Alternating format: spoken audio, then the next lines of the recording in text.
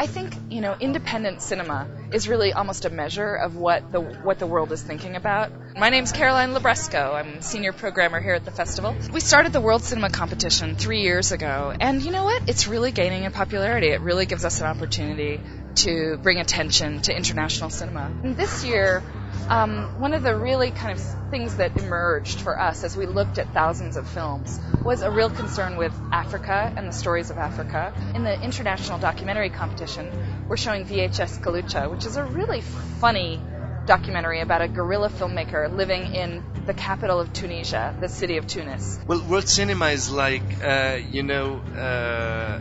exploring what is happening outside, and this is very important. So what was really astonishing yesterday at the premiere of the film, which is also the American premiere of my film, is like, to see that there are many persons in the theater watching the film, with a different look, with a different eye, trying to discover a new way of making movies, a new way of telling stories also. So this is very important for us. There really isn't any place to see international documentary in America. So it's really an exciting momentum that we've got going with international film at Sundance.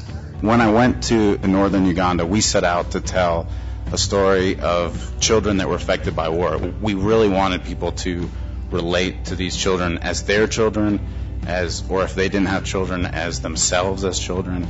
And so that was very important for us, and we don't have any really experts in our film, and we felt that people could conjure up those images just by listening to these children tell their own stories. I've worked on Africa for 30 years, and for a long time it was a really very lonely business. One of the reasons that it's a much more crowded, and happily so crowded, playing field today is because of films like these. I was just a guy that ended up being in an extraordinary situation and happened to take a bunch of pictures. And so that's basically what we wanted to do, is we wanted to bring everyone out there and put you in my shoes. That was really the idea, is to tell the story through my eyes.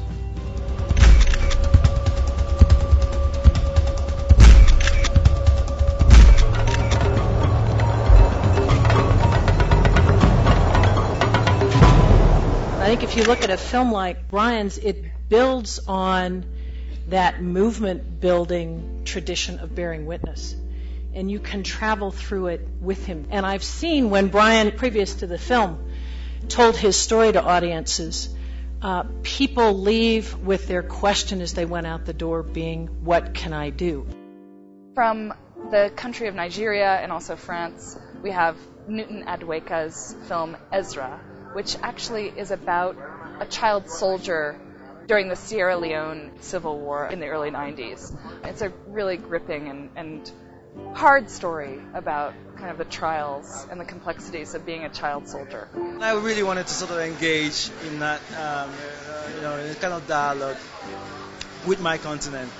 I was born in 1966, just before the Biafran War in Nigeria, the Civil War.